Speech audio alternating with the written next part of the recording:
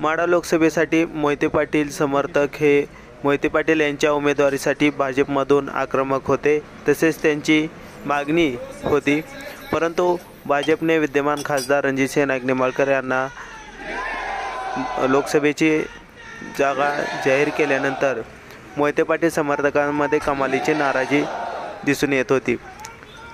त्यातच मोहिते पाटील गटातील प्रमुख नेत्यांची आज शिवरत्न बंगल्यावरती मॅरेथॉन बैठक संपन्न झाली। त्यातच आज भाजपचे गिरीश महाजन यांनी मोहिते पाटील यांची मनधरणी करण्यासाठी शिवरत्न बंगल्यावरती येऊन भेट घेतली।